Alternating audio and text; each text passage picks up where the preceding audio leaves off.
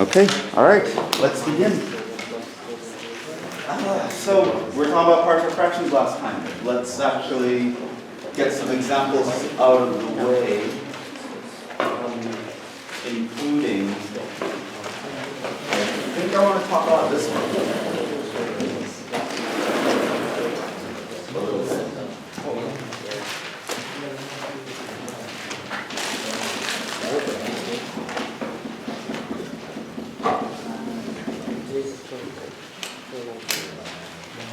So I told you guys I'd also tell you about another technique, which will save you some time in certain situations, even though it's not strictly speaking necessary. It's definitely worth knowing.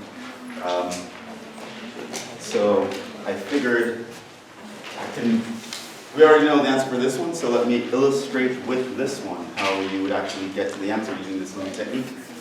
So here's some things I want you to notice. Of course, this is equal to 1 over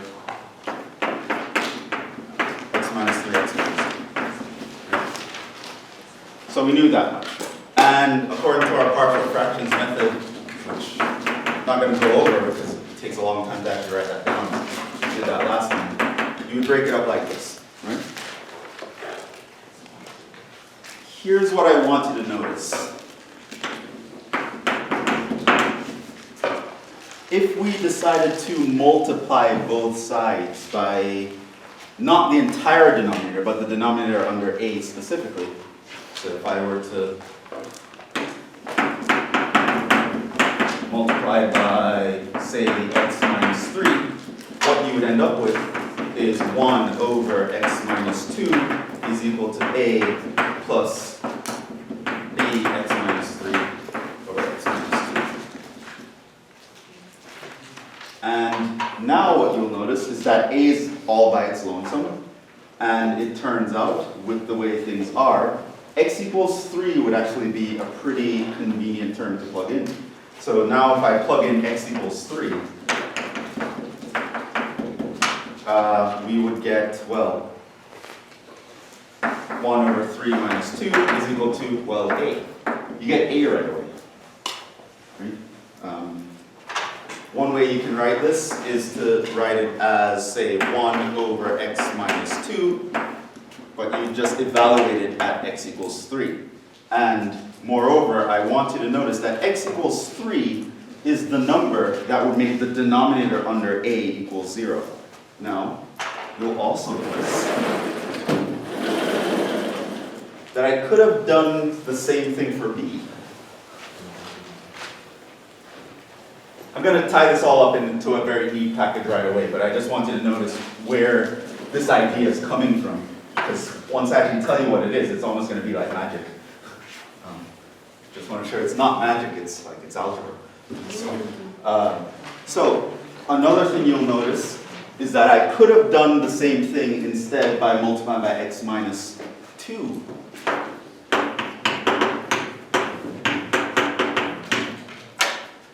That will lead to the situation where I have 1 over x minus 3. And here I have a times x minus 2 over x minus 3 plus b. Now b is all on its lonesome. And in fact, if I plug in x equals 2 now, I would get 1 over 2 minus 3 is equal to, well, b. In other words, I could say that b is equal to this expression when I evaluate it at x equals 2. Again, I want you to notice is that x equals 2 is what would make the denominator b equals 0. And I'm essentially plugging it into the original formula where the denominator of b is actually kind of ignored. Here's one way you can actually do that pretty quickly, without having to write that out. So I just want you to see what I'm about to say, where is it coming from. So you start off with something like this. And you want to figure out, well, what are the coefficients a and b? I can notice what makes the denominator of a equals 0, namely x equals 3. I can go over here and ignore that part and plug in x equals 3, and that's actually going to be the answer for A. Similarly, I can look at what makes the denominator of B equals 0, namely x equals 2. I can go over here, ignore that part, and plug in x equals 2, and that will actually be the answer for B, right? Your A is going to be equal to, essentially, you look at this guy, but you you ignore this guy. Or, as the name of the method would go, you cover that up and you plug in the guy that would make that 0, right? So you plug in x equals 3. And your B is going to be, well, you look at the original, but you cover up the denominator of B, and you evaluate it at what would make that thing 0. And hence, this is called the cover-up method.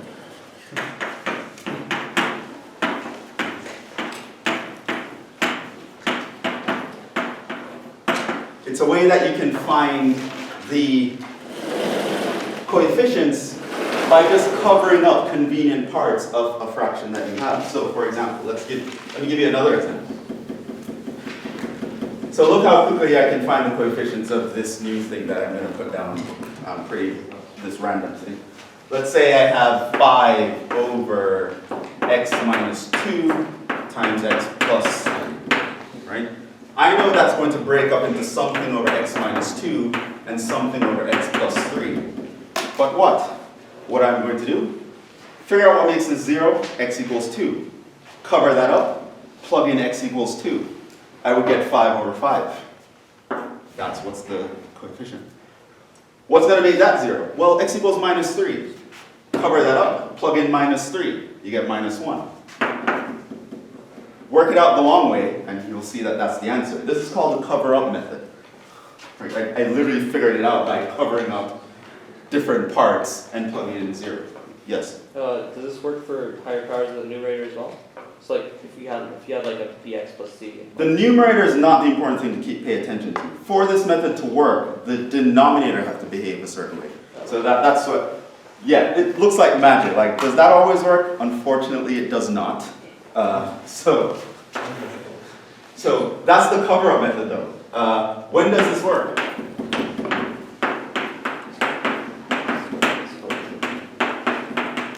Well, it works for non-repeating linear factors. So if this were, for example, an x squared plus 3, now all bets are off. It's not going to work, right? In fact, you can't really make that 0 in the first place. So it has to be non-repeating, meaning the factors aren't raised to a power either. So if this were cubed, it's also not going to work. Technically, it's going to work for the highest power, but it's not going to work for the lower ones. So it has to be non-repeating, and it has to be linear, meaning it looks like ax plus b or something like that. So once you have non-repeating linear factors, you can use the cover-up method to find the coefficients of those factors. Now, the cover-up method, there is something that works a little bit more generally, but I'll have to actually explain a lot of complex analysis to you to explain that. It's a very specific application of something called the residue theorem from complex analysis. But it turns out in this particular situation, that theorem boils down to what I just showed you, that I can figure out the partial fractions by doing this little trick. And yeah, you'll always be able to do that. So once you have distinct linear factors, and it doesn't even matter if you have several of them. So what is the partial fractions of that? I know it's going to split up into x plus 1, x minus 3. X equals 0 makes that 0. Cover this up, plug in x equals 0. What would I have? Minus 1. X equals minus 1 is going to make that 0. Cover that up, plug in minus 1. I would have 3 over 4. X equals 3 is going to make that 0. Cover that up, plug in x equals 3. I would have 3 over 12. Those are the partial fractions. You can do it like almost in your head, like a math ninja. Like people who don't know this method, you do that, they freak out. They're like, what the heck? freak out. It's just that. And if you have something else besides a linear factor, you can actually use this on the linear part, but you ignore it for the other parts. So let's say you had 2 over x plus 1 times x squared plus 1, for example. You know that's going to break up into, say, something over x plus 1, and then like something over the x squared plus 1, say some bx plus c. You can still find the coefficient of this guy by covering that up and plugging in -1. And in this case, it would be 1. And then now all you have to do is worry about the b and the c. Right, so as long as you have a non-repeating factor, you can actually do this. It works slightly more generally. So if you do have a repeating factor, the cover-up method would only find the guy with the highest power. So let's say you had 1 over x times x plus 1 cubed. So you know that's going to be some a over x plus b over x plus 1 plus c over x plus 1 squared plus d over x plus 1 cubed. Now if you do the cover method for a, you can do that, cover this up and plug in x equals 0. You would get 1 in this position. If you cover up the x plus 1 factor and plug in x equals -1, you would actually find the value of d. But the value of the other two, you need to find yourself. So if you have a repeated linear factor, you can get it to work, but it'll only work for the biggest guy. To find these two, you find them the old-fashioned way. The more general theorem involves a lot of derivatives and factorials and maybe even you knowing about residues for complex numbers. So you won't do the general case, but it's a nice little trick to do in Calc 2. You can do a lot of partial fractions or parts of partial fractions quicker, assuming you have a linear non-repeating factor. And it's called the cover-up method, because you literally just cover it up. Okay.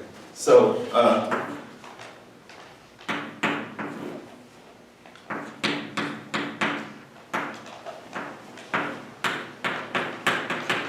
okay, do that one.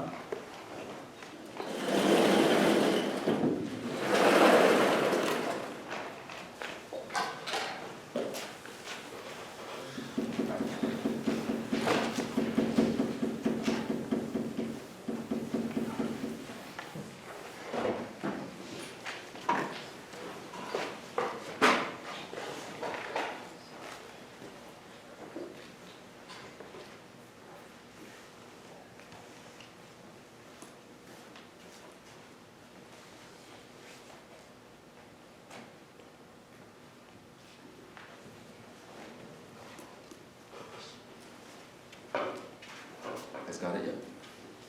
Yeah? Negative 4 over 7 over x. What? Negative 4 over 7 over x. No. Oh, like that, okay. Yeah. Plus 1 over 14 over x minus 7. 1 over 4? 14. 14 over x minus 7. Plus 1 over 2 over x plus 1. I may have switched the last two, I'm not sure. Well, you would get that by covering this up and plugging in -1, right? Yeah. So that's minus 8 times -1, that's positive 8, so yeah. Okay. Yeah, that's it. Right? A lot quicker than the other methods. Now, of course, if you're not in the situation where you have non-repeating linear factors, you just do one of the other two methods that I showed you. My personal preference is towards the method where you plug in convenient things. But it doesn't have to be your personal preference, you can do whatever.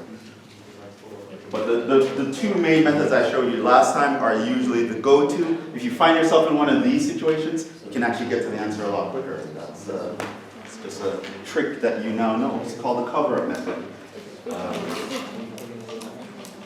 That being said, let's actually get through some examples here. So on the quiz, you didn't have to find the arbitrary constants, but we are going to do full problems of these guys where we're finding the A, B's, and the C's and all that stuff. So I sent this in an email. So we're going to go through these where we're just finding partial fraction decompositions. Then we're going to apply those skills to these integrals. And since I sent you guys this a couple days ago, hopefully we can move quickly through these examples. I know eventually we're going to get the day back, but as of right now, you guys are 2 classes behind my other class, and it's driving me crazy, so I want to actually move a little bit quicker than usual. So thought I'd give you guys a heads up on what I'm planning on doing. So that being said, let's make sure we really understand this partial fractions thing. So problem 1A, we're going to find the complete partial fractions decomposition of this guy. And of course, if you already did it, that's excellent, but now you can even try, if it comes up, try doing the cover-up method and see if you got the same answer as you got last time. All right, so that is something that I want to find the partial fractions of. What is the first thing I do? Yeah? Factor the denominator. Almost. What's the first? Very first. Well, if you need to. Yeah. Well, you go through 3 steps. Right. What is the simple rule? Can you turn it to simple rule? Oh, it's not an integral, so no, And then- that's not the 3 steps. It's not an integral. It's just find the partial fractions. If you can long divide, you long divide. How would you know if you need to do that? Yeah. Just make sure it's proper. You need to make sure it's proper. So that's the first thing. That's step 1/step 0 kind of thing, right? You need to first make sure it's proper, meaning the highest power on the top is smaller, strictly less than the highest power on the denominator. That is fulfilled here, but that's something that you have to check. If that is not the case, if the highest power on top is greater than or equal to the highest power on the denominator, that's when you need like a long division, or you need to actually break it down before you go through this process. So that's like a step 1. Now step 2, we have its proper, so now we get to where you are. X times x plus 1 squared. Right. So once it's proper, you are going to actually factor the denominator completely.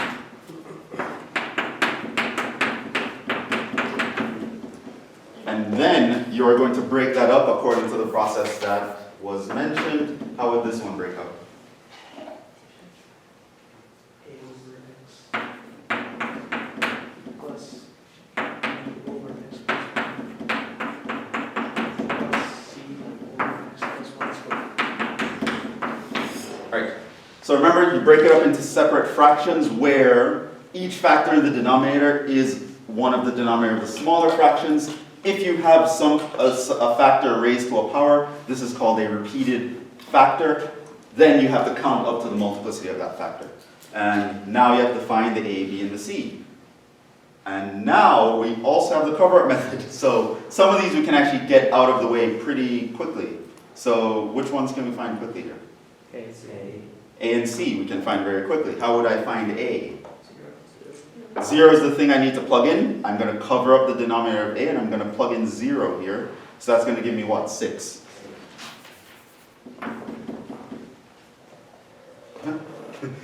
And then, if I want to find C, what I can do is I can cover this whole thing up and plug in -1. And what would that give me? That's minus 20 plus 11, right? That's minus 9 over minus 1. That's positive 9. Yeah. Was that what you guys got? Yeah. Right, so, but we got it a lot quicker, right? With almost no work. Now you kind of have to find the B. How would we find the B? So, without the cover method, what would the next step have been? Multiply by the Multiply both sides by the denominator on the left. So this is going to be 5x squared plus 20x plus 6. This is going to be equal to 6 times x plus 1 squared plus b times x plus 1 plus 9 times x. Now these are only unknown here, so all we have to do now is just plug in some other random number. Huh? 1. Plug in 1. So if I plug in x equals 1, that's going to be 5 plus 20 plus 6 is going to be equal to 1 plus 1 is 2 times 4. 20. Huh? 24. 24 plus 2b.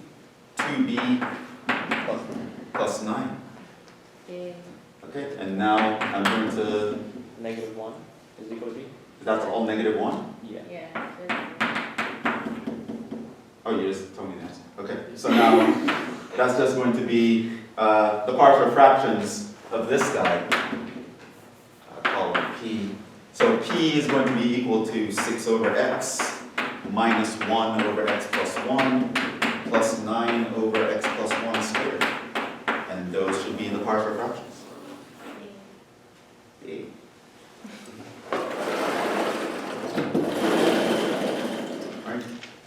lot of you probably got to that without the cover method, but as you can see, it's just something that gives you a little edge.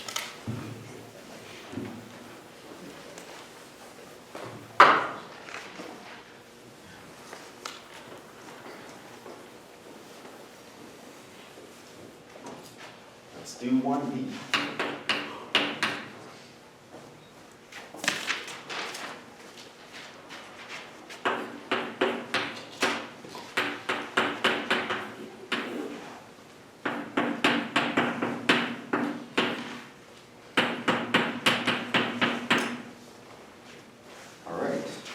How are we doing this one?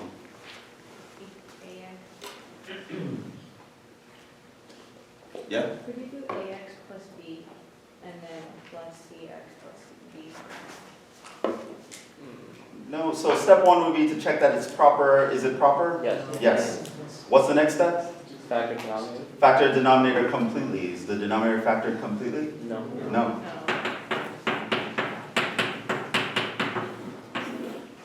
Factor completely, what would it look like? X. X times x minus 1 times x squared plus 4. And that's, now I can start to break up. That's a over x, or x minus 1, which I know I can find these numbers, so I can not even write those in yet. And then I'm going to have something like ax plus b over x squared plus 4. Now what would go over the x? Well, I can just cover that up, plug in a 0. I would get minus 8 over minus 4. If I cover this up, plug in 1, I would get what? Minus 10 divided by 5. Yeah. -2. So those are those guys. And now I just have to worry about the a and the b. So I'll move on to the next step in the process, which is to multiply both sides by the denominator on the left. This would give us 2x cubed minus 4x minus 8 equals, well, 2 times x minus 1, x squared plus 4, minus 2 times x squared plus 4, plus ax plus b times X minus 1x. the x times x minus b. This is all in one. Okay, now, Plug in what do you want to plug in? 1. Plugging in 1 is not going to help us. Can plug in 2. We could also plug in minus 1. These are two values. So if I were to plug in 2, that guy is going to become 16 minus 8 minus 8, which is nice. That's 0. Plug in 2 here. That's 2 times 1 times 8 minus plug in 2. And plug in what we're plugging in 2. So this is going to be plus 2a plus b times 2. So this is 0 is equal to 16 minus 32 plus 4a plus 2b. And that reduces into what equation here? 16 is equal to 4a plus b.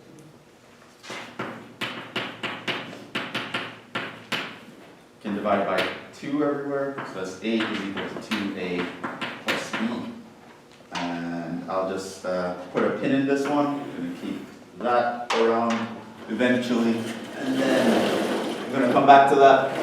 But now I need to find another number so I can plug in something like, say, a minus 1.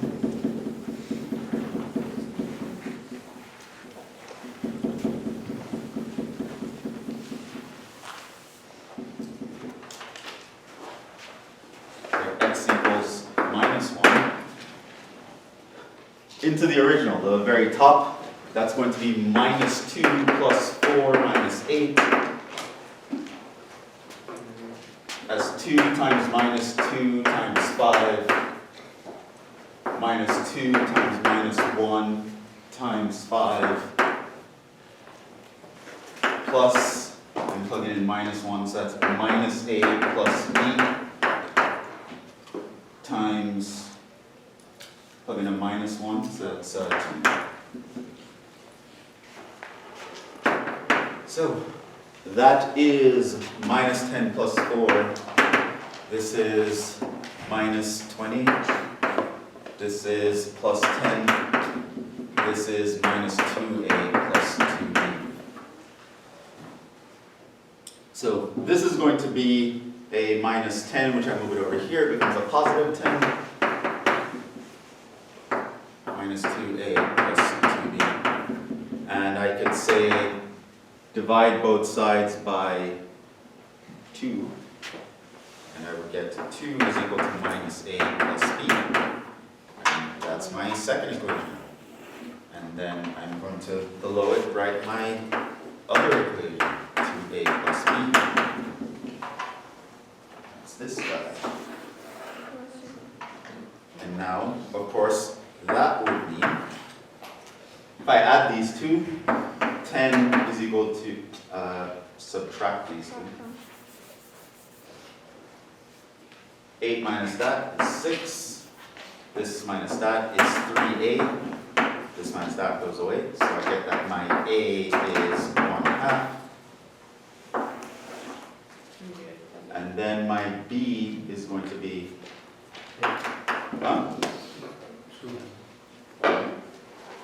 so I'm going to plug in 1/2 here, move it over there, so it's 2.5.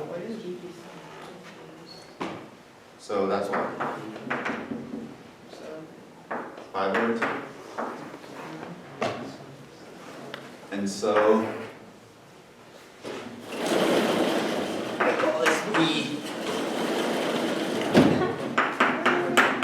Is going to be equal to, Is it A2? Yeah. So now 1/2. Yeah. yeah, see if you guys are paying attention. Yeah, no one caught it before. Okay, so if a is 2, b is 4. You guys do, that's not what I got. So a is 2, so that's 2x, and b would be 4.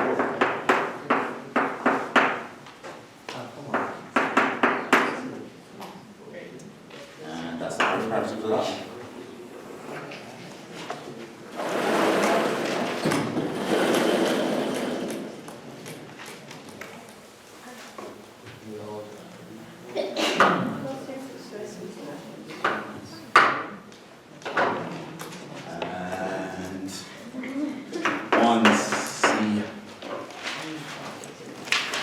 All these examples. 8x cubed plus 13x over x squared plus 2 squared. So first make sure it's proper. This one is because the denominator is a 4th degree and the top is a 3rd degree.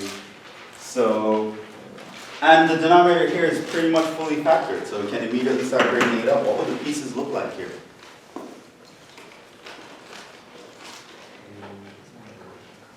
Huh? A over x squared plus 2. AX plus b. ax plus b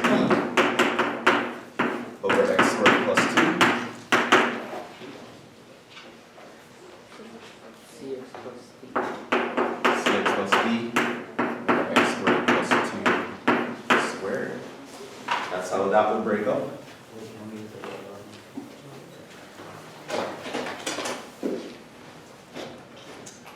And yeah, can't really use any tricks here.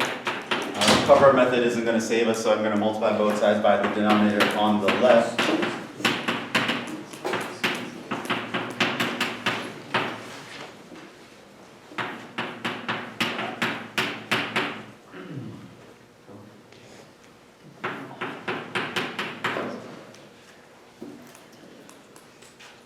Now we have a few options here. Plug in a bunch of numbers, but I don't know, kind of feeling just multiplying out and equating coefficients for this particular example. So that's what we're going to do. Multiply out the right side. This is ax cubed plus 2ax plus bx squared plus 2b plus cx plus d. That equals grouping like terms. That's the a cubed. The squares, bx squared. The x's at 2a plus c times x. The constants 2b plus d. And so that would mean a equals 8 right off the bat. That would also mean b equals 0 right off the bat. This would also mean that 2a plus c is equal to, this is the coefficient of x, right? So that's 13. And it also would mean that 2b plus d would be equal to 0. Now, if b is equal to 0, this also means that d must be equal to 0. And if a is equal to 8, this means that our c is going to be 13 minus 2 times 8, which is 16. Right? And so, if I call this guy P is going to be equal to 8x over x squared plus 2 minus 3x over x squared plus 2 squared. Is that what you guys know? Okay, cool.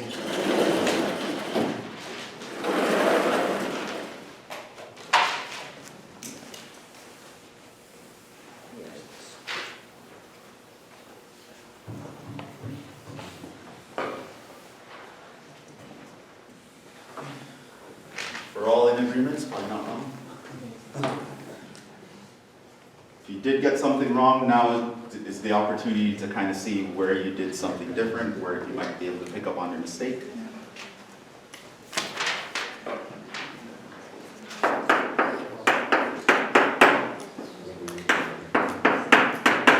Okay, how do we deal with this one? Yeah, long division, or even something nicer, subtract 1, add 1. We had that for last time.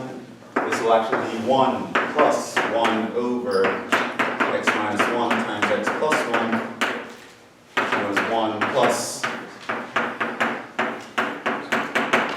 non-repeating linear factors. We can do our trick again. Cover this up, plug in 1.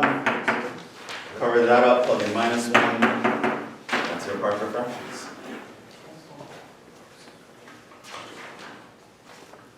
That's it. Problem 2. Let's actually apply our skills to some integrals now.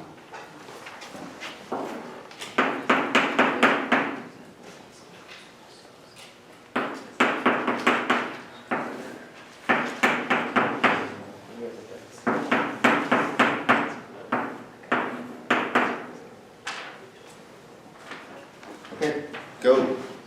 What do we do here?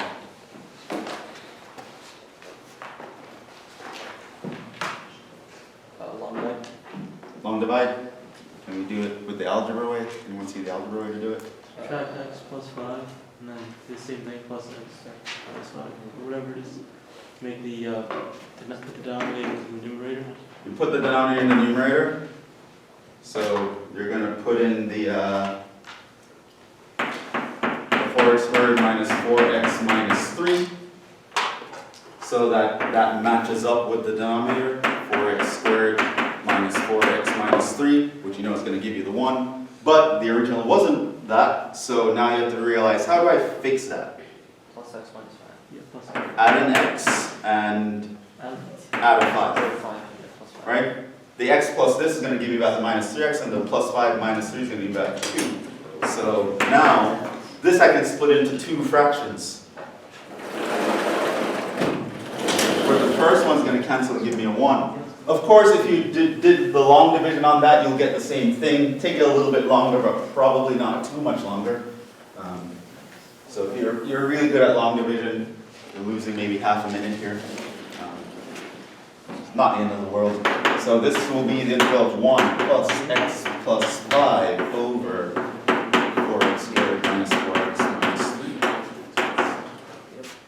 Now focus focus on this guy because the 1 we can deal with at any point. That's just going to be x. In fact, let's just get that out of the way. X.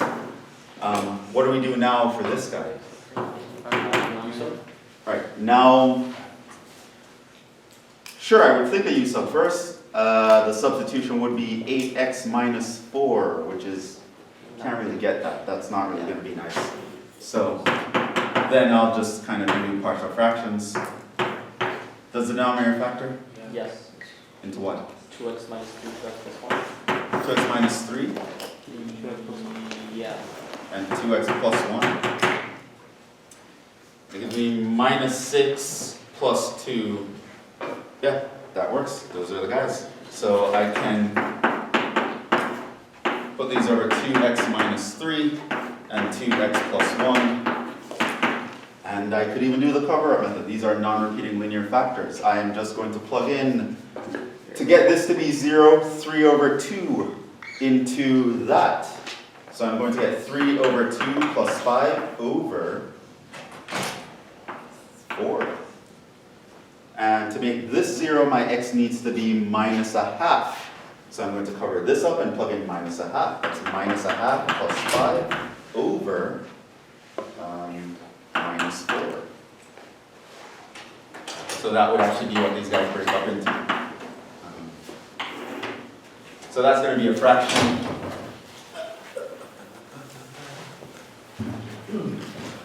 Would you generally wait to split the integral using the sum rule, or would you do it right away, just by preference? Which part? From the step that we left off at, would you have, or it doesn't really matter, but would you rather separate the integral using the sum rule first, or do it after you? Oh, you mean this would split it with the x plus 5? No, at the very end, because that integral can be made into 2, right? By just. Oh, I wouldn't do that, no. I would actually just calculate that. Okay. Yeah, I'm not going to split that. That'll make it more complicated. Because this is just going to be some number. Right. Right? I mean, you could pull it out and then just solve each. Yeah, I would just solve it. I wouldn't split this up here. Okay. Because it's just constants. There's no real need to split anything up here. So this is really just, I could multiply this by 2 over 2. That will give me 3 plus 10. That's 13 over 8. Right, so it's just a number of 13 over 8. I can split those two up because I would deal with them differently. But again, that's optional. Here, I can multiply this also by 2 over 2. That would give me a minus 1 plus 10. That's minus 9 over 8. Over 2x plus 1. And now each of those are easy to integrate. What's the integral of this one?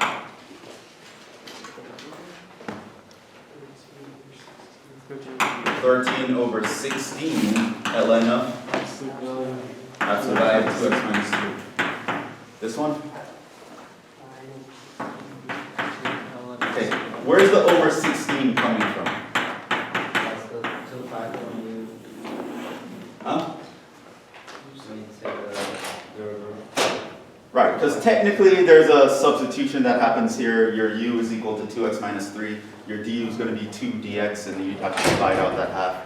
And, or if you're into that sort of thing, you could just remember that 1 over ax plus b is going to be 1 over a ln of ax plus b.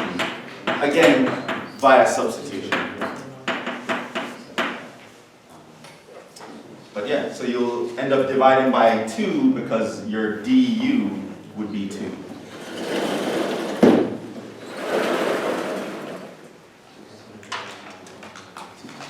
So that's that integral.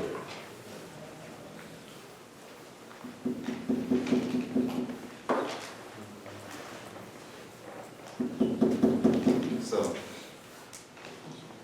yeah, and partial fractions helped us out with that one, and the cover-up method helped us out with the partial fractions. Okay? 2 part B.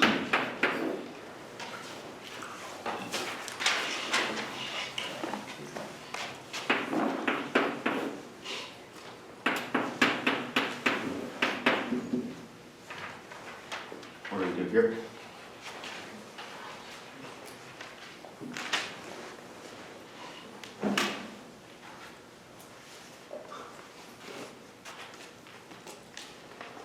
Who did this one? Yeah? Can you use the T cell? Okay, what did you substitute? The radical x. T equals the square root of x. Alright, how do we deal with that? And T squared equals x. So this means that your t squared equals x. This means that your 2t dt is equal to your dx. So this would become, well, my t is the radical x, so that's just a t. My dx is 2t dt. My x is, of course, going to be t squared. So this just becomes 2 times the integral of t squared over t squared minus 4. Alright, and how do we deal with that? Then I just use up. What did you say? I did use it for, wait, hold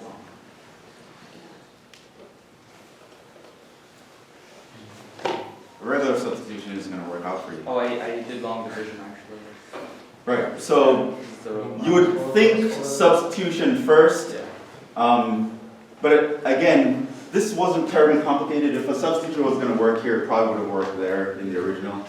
But if you let u equals this, which is probably going to be the obvious candidate, your d is going to give you a t dt. You're going to have an extra d.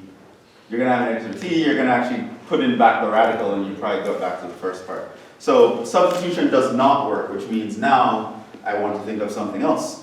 Options are, technically I could do as t equals secant theta, 2 secant theta, but why would you want to do that? So now we have partial fractions. We know how to do that, so we can do the whole long division thing.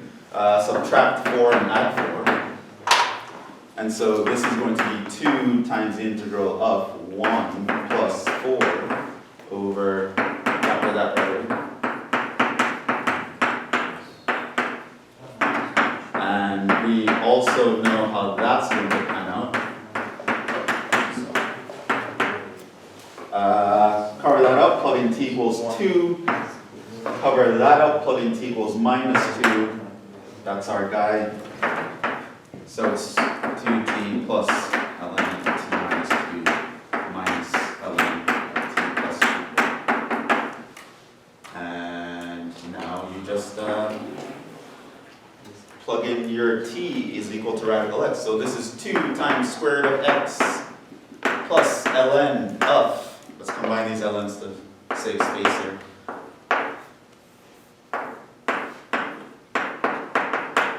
That's going to be that plus c. That's our answer.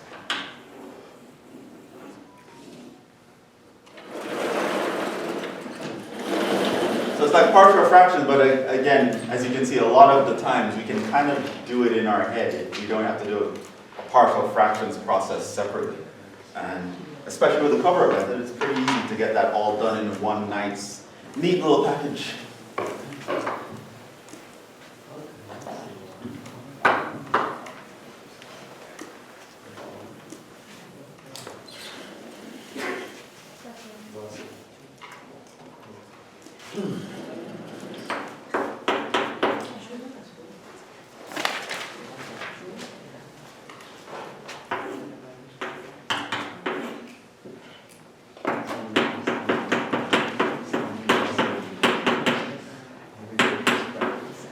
Okay, what do we do here? Use up. What would you substitute? E to the f. Your u equals e to the x. Your du would be e to the x dx, which is what we have right here. So this guy is going to become 1 over, what would it look like? U squared plus 1, minus 1. What? So I know that this is going to break up.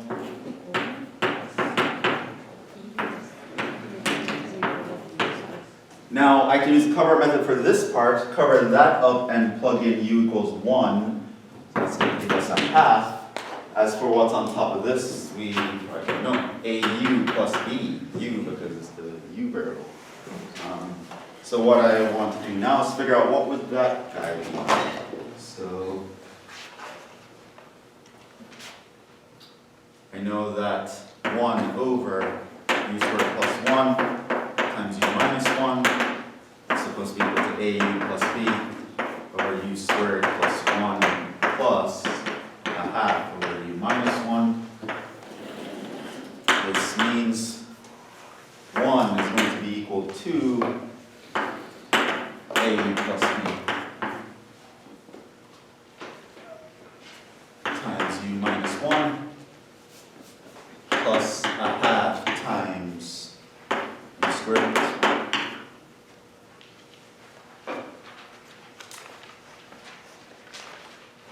And let's say I plug in u equals minus 1 just because I got minus a plus b minus 2 plus 1.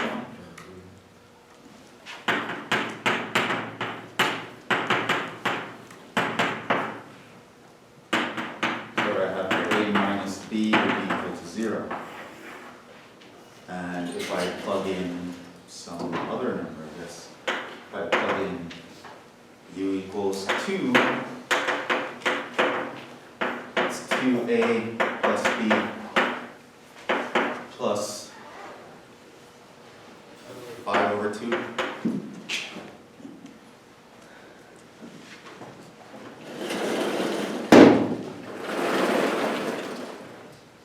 But from this one, your a is equal to b.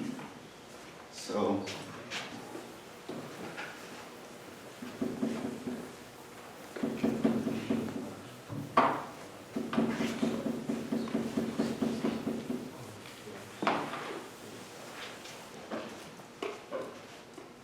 I guess I can actually substitute that. So that's going to be 3b plus 5 over 2. Because I'm just using a equals b, and I plug in a equals b.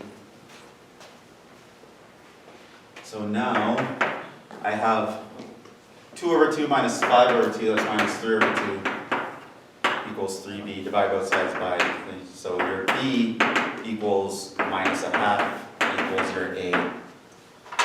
So now we're back to our integral here. So we have the integral of minus a half u minus a half over u squared plus 1 plus a half over u minus 1, in which case I could say factor out a minus a half. So be u plus 1 over u squared plus 1 minus 1 over u minus 1 u. Everyone with me so far? You guys got to here? Yep, yep. When you tried it? Alright, how do we do with these guys?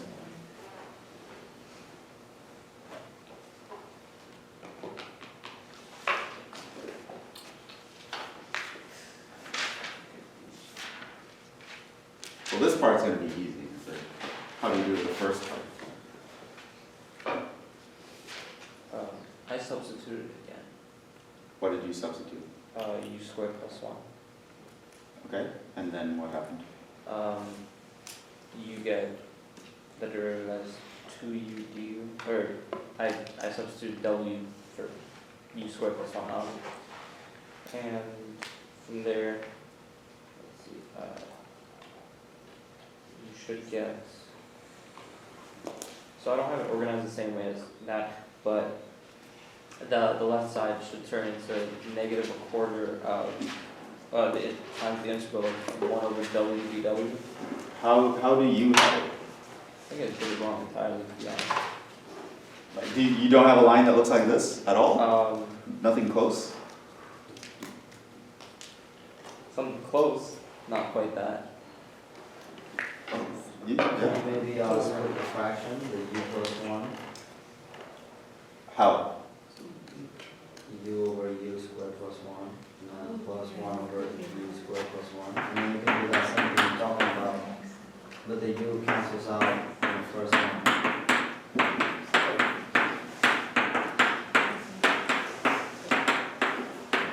I did the substitution after that for the very left integral. Yeah. I just skipped that whole. Yeah, but what about the other part? Like, so you totally ignored the middle integral?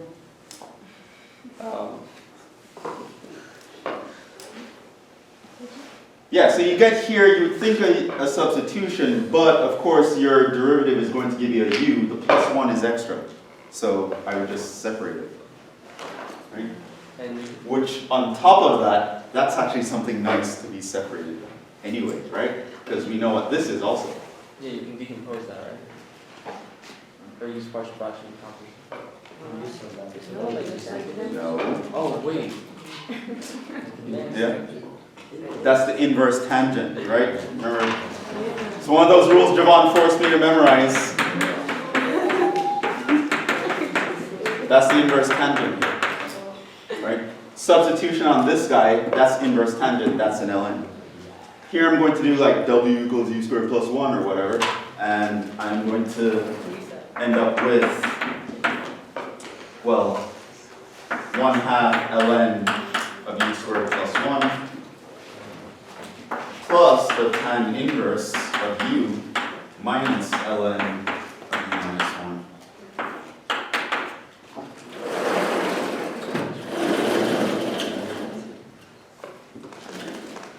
And now finally, it all started with this guy over here.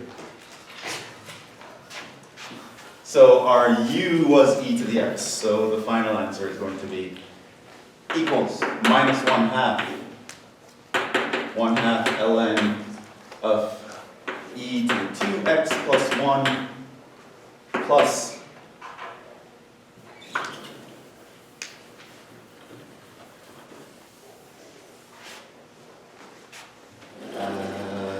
tangent inverse of e to the x minus ln of e to the x minus 1 plus.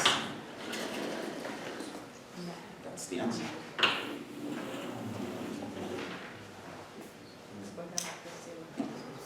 Did you get that?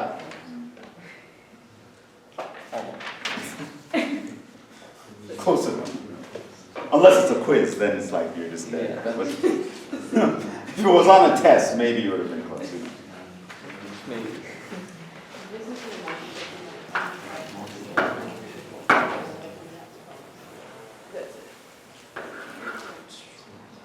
So that's that one.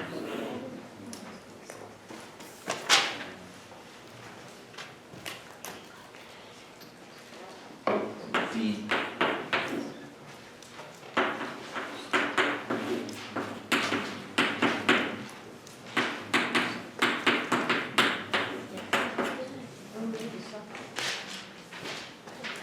Okay, what'd you do here? Right, so your u is the sine of x, your du is going to be cosine of x dx. So this becomes 1 over u times u minus 1. How would you do with that? Well, again, that's, I have a little trick to do this quickly now. Cover that up, plug in u equals 0. Cover that up, plug in u equals 1. That's our guy. So this is going to be minus ln after that u plus ln u minus 1.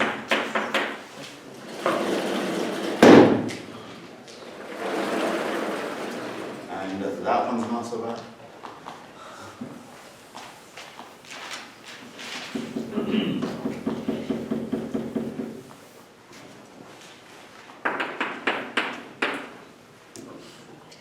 U was the sine.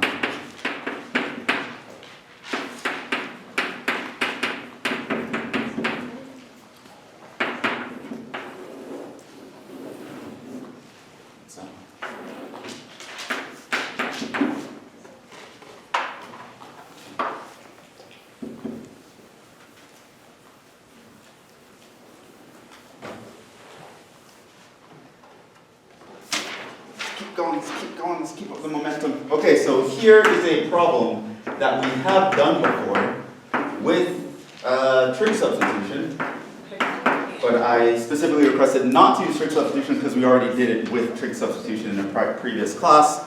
And I mentioned the cases where you don't want to use trig substitution if you had an odd power of x in the numerator. However, technically you can get away with out using trig substitution when you have an odd power of x in the denominator. However, at the time I couldn't tell you about that because you would tend to need partial fractions in such a situation. So that's giving away kind of where you want to go with this. What did you do with this?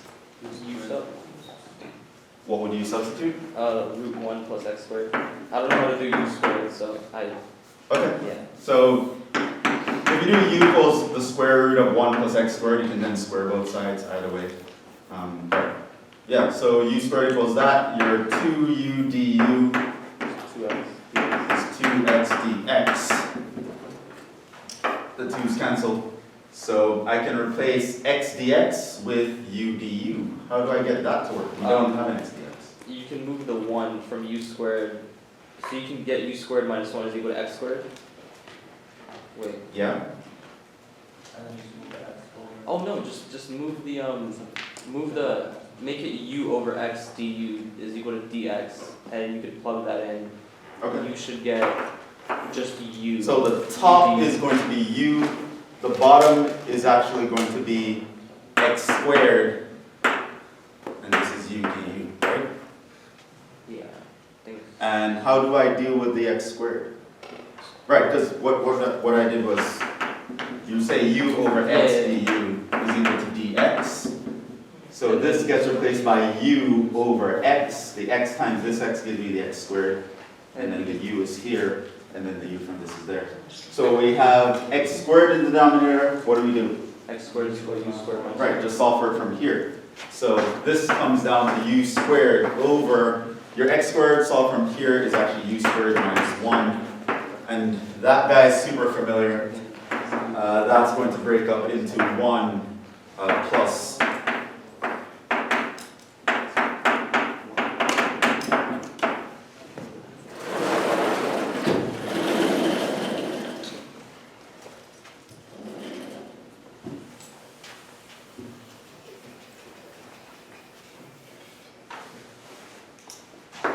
Which is 1 plus, well, u minus 1, plus 1, u. Cover this up, plug in u equals 1. Cover this up, plug in u equals minus 1. So that is u plus a half.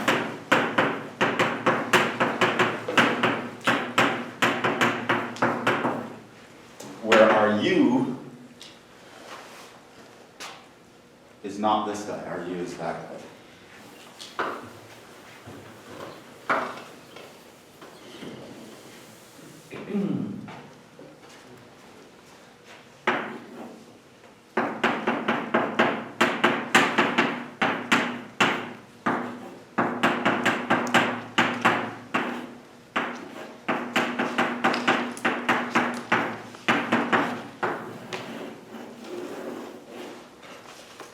And that's E. So that's another option that you had besides trig sub. At this point, you can go back in your notes, see what we did for trig sub, and see, do you prefer this way as opposed to the trig sub? It's personal preference, there's no wrong answer, but you should just know what you prefer and what you'd be better at performing on a test. So you definitely want to pick out the method that you like more.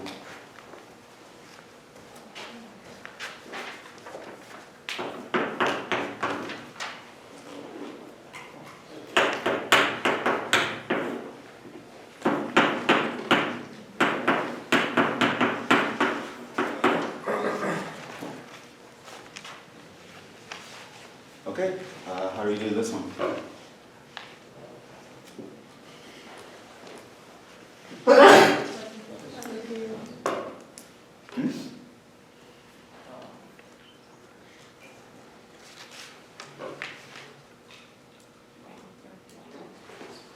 Oh, u sub. Yeah. Yeah, u sub. Substitute the denominator for u.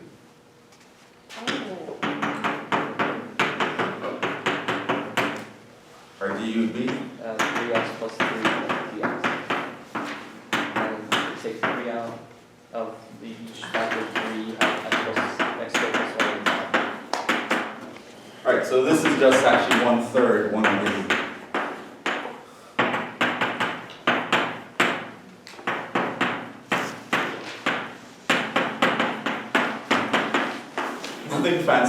just want to remind you guys that you always think substitution before anything else. And for G, so you figure this one out, you might have thought that G is something similar, but unfortunately it's not. I did give you guys a hint though, so hopefully you guys looked up that theorem.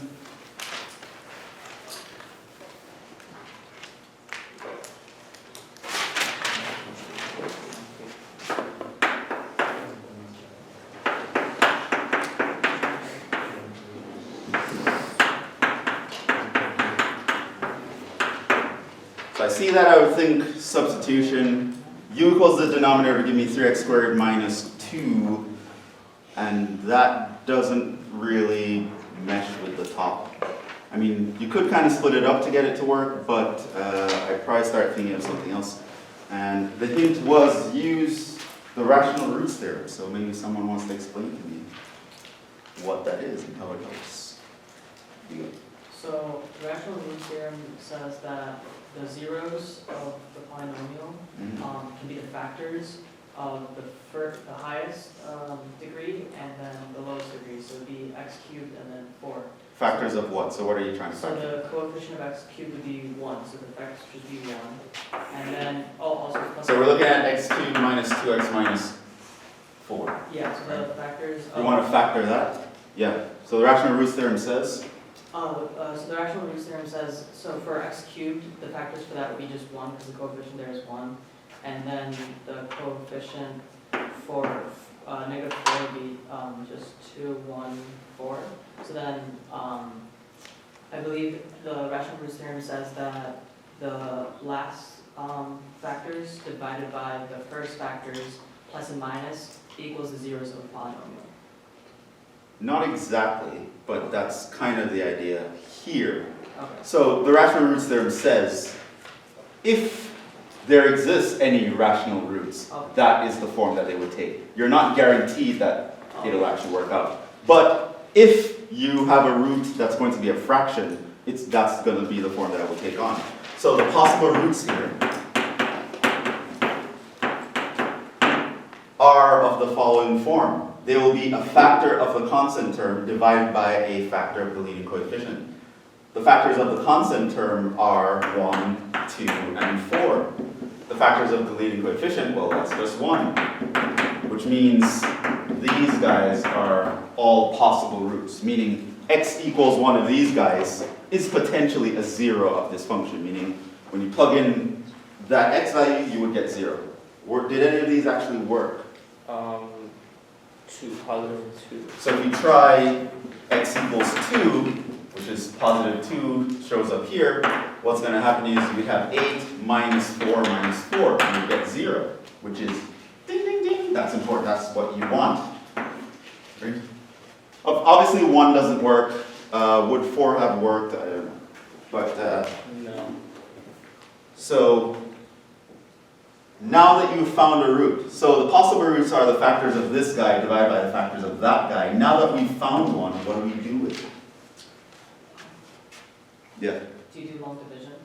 A long division of what by what? So it would be x minus 2.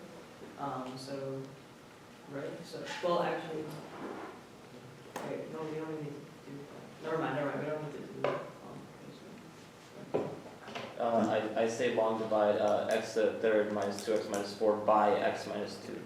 Right, so if x equals 2 is a root, right? So x equals 2 is a root, would imply that x minus 2 is a factor, right? How do you know when you plug in x equals 2, you would get 0? It must mean that this factors into x minus 2 times something else, that when I plug in the 2, it becomes 0, right? So once I use the rational roots theorem, I find a root. It means that x minus that number is going to be a part of the factor of this guy, which means I should be able to divide that by that, this by the x minus 2 to figure out what the other piece is. So that's what we're going to do. So we're going to take x minus 2, we're going to divide into our polynomial. This is x cubed.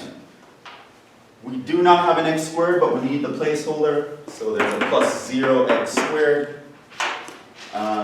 minus 2x minus 4. And we're going to play that long division game. X into x cubed. This times that to get x cubed minus 2x squared. Subtract that one from the top. The x cubes die.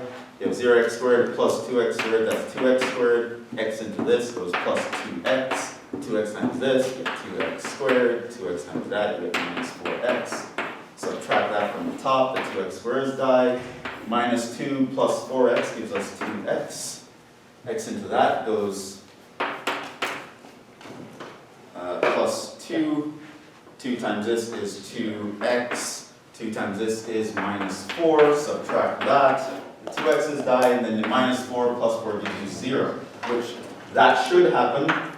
If you don't get a 0 here, it means you made a mistake here. Right? So you should have a 0 here. So essentially what that means now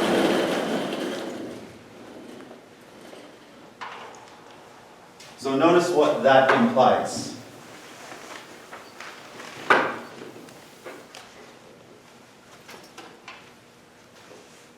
This means that if I took the x cubed minus 2x minus 4 and I divided by x minus 2, the result is x squared plus 2x plus 2 with no remainder.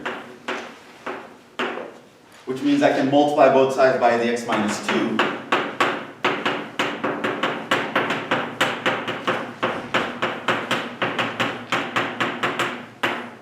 And that's how I would factor this guy. Right? So this is one of the guys where it's not really obvious how you factor. You could try to add and subtract something and try to factor by grouping, but other than that, you don't really have an option here.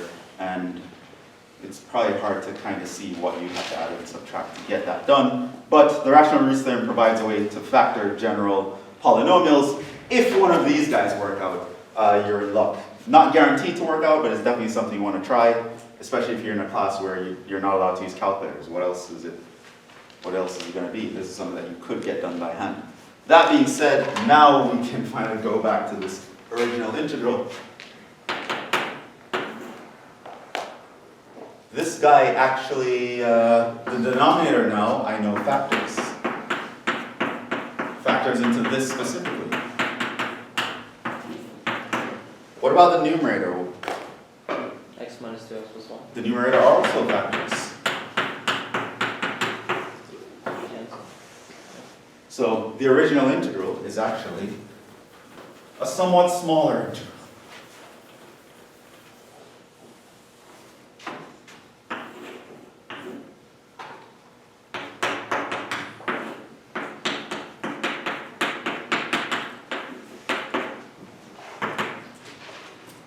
What do I do here? Partial fraction. No, wait. You sub. Substitution, right? Yeah. Which you should think before partial fractions, but the denominator doesn't even factor further, so partial fractions probably wouldn't be the way to go either way. So u equals x squared plus 2x plus 2, your du would give us the 2 times x plus 1 dx. So this really just becomes 1/2 1 over u du. 1/2 ln.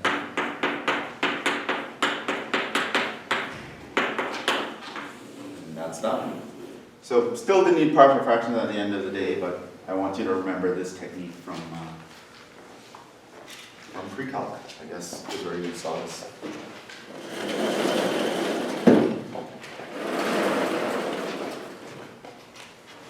Whew, and that's what we got through this. Awesome.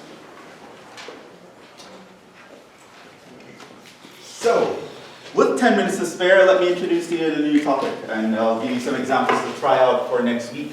Because we only have one meeting this week. I have to give you guys something to do. What was the last homework I posted? Did I post a homework for partial fractions? Yeah, you did. Yeah, you did. When does it due? 24. And that's what we. Okay, I guess I'll keep that.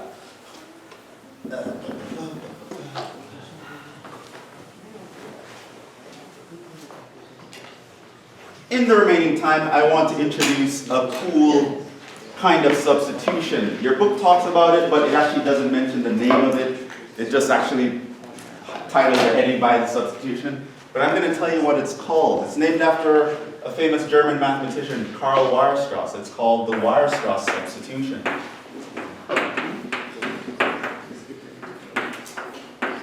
So it's another substitution, almost like a trig substitution. In fact, probably the way you want to think about it is it's actually exactly the opposite of a trig substitution. It's an inverse trig substitution. So, remember when we had trig substitution, we had an expression like x squared minus a squared, or a squared minus x squared, or x squared plus a squared. We substituted x to be a trig function. It transformed the thing we're looking at into a trig function, and we solved it. Weierstrass is the total opposite. You start out with a trig integral, and you put in a substitution to get rid of the trig. So it's an inverse trig substitution. It's kind of like a reverse trig substitution. So it's useful for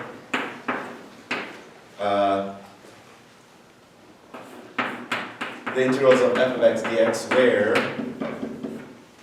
f of x is a rational. It can work in the non-rational cases too, but those are kind of a little bit weirder. I'm only going to ask about the rational cases. A rational trig function. So, and of course, particularly useful in situations where our trig identities don't really help us out.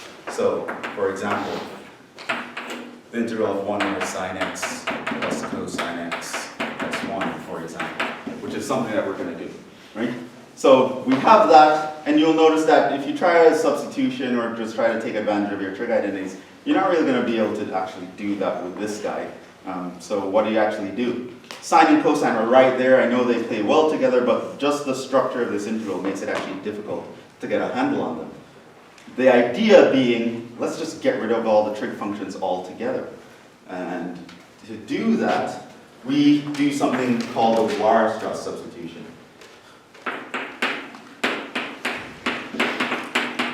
The substitution is the following. Set u equals tangent of x over 2. It's always going to be the tangent that we're going to use. Because that way, it'll actually work out nicely. We'll actually be able to find all the other trig functions in terms of u. So, let's actually work this out. What would this actually mean? Well, this would mean that x is equal to, technically if you want to see what x is, it's going to be 2 tan inverse of u, right? So technically we're substituting x as an inverse trig function. But what would that mean? I can take derivatives.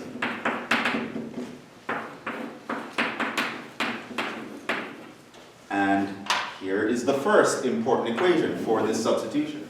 Well, of course, the substitution itself is important, you should know that. But notice after doing that substitution, your dx can be replaced by this expression.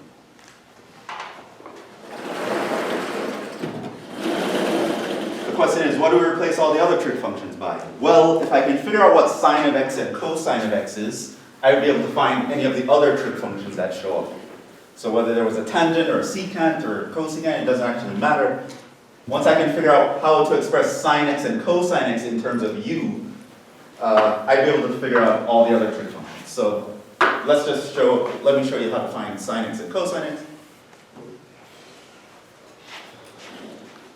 So to find sine and cosine, you would go back to the original substitution.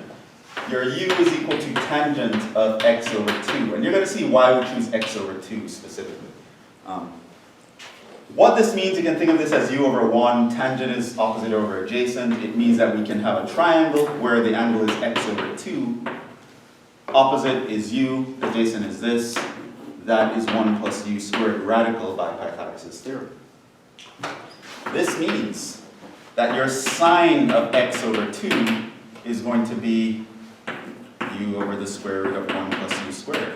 It also means your cosine of x over 2 is going to be 1 over the radical of 1 plus u squared.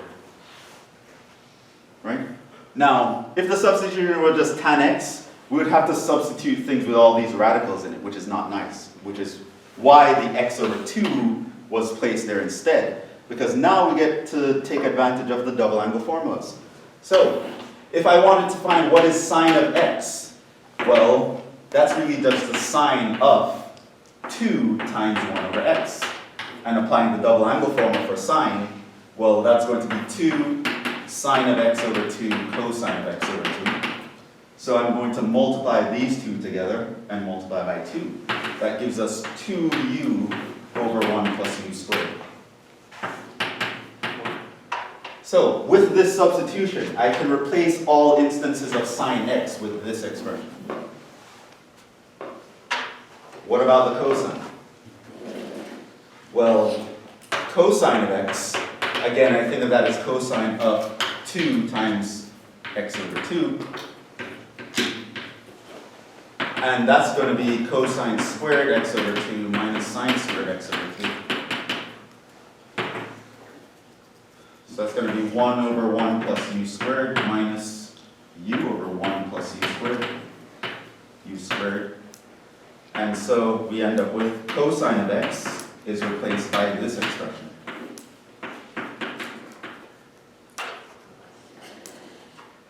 Now, I showed you how to derive these, but you might want to have them memorized, at least for the next quiz. But it's up to you.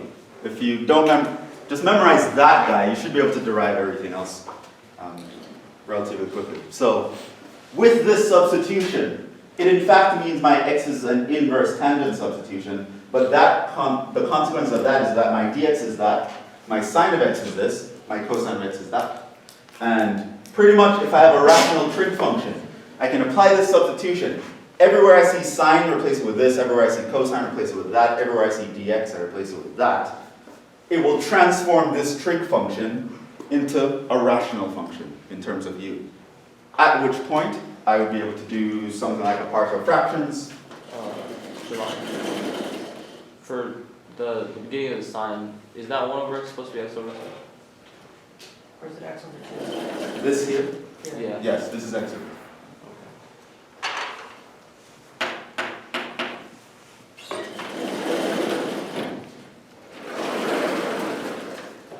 And that's basically it. So the idea is applying these will give applying these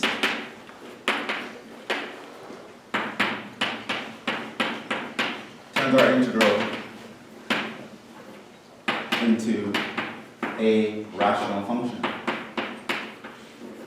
a regular rational function. So let's write down the examples we're going to want you guys to try. I'll probably go through one of them with you in a short time.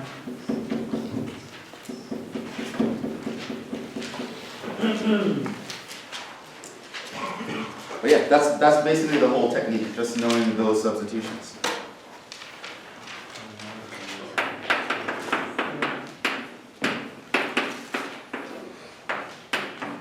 Integrate 1 over 1 plus sine x.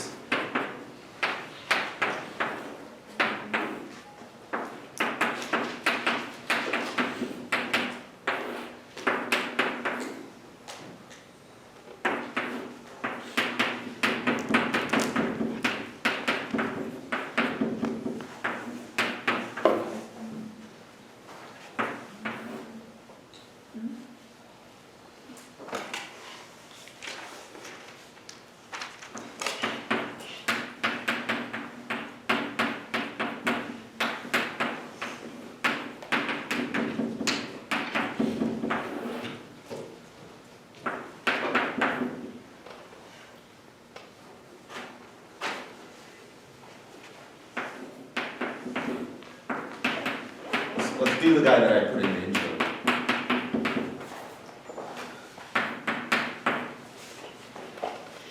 So for f, I wanted to use Weierstrass.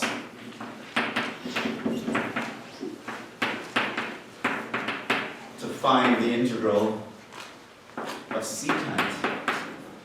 So yes, I know you know what the integral of secant is, but we found it by multiplying and dividing by this weird thing that who would have thought of if you never saw it before. Weierstrass substitution actually gives you a more direct way to figure this out. Show that your answer, however, when you apply the Weierstrass substitution, your answer is going to come into a different form. Show that your answer matches the previously known answer.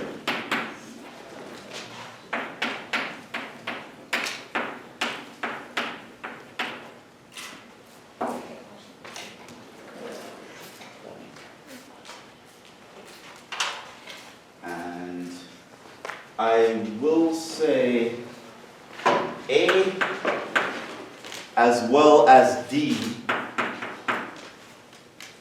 Those two integrals are not so bad. Like if I saw those two, I wouldn't use a Weierstrass substitution. There's actually nice ways to actually do those guys. The other ones though aren't so nice. Probably a Weierstrass substitution is the way that you have to go. So maybe what I would say to try for A and D, try doing this with a Weierstrass, try doing this with that substitution, but also do another version of the solution where you actually do something a little bit cooler. We'll stop there for now. I guess we'll pick up with that on Monday. Right?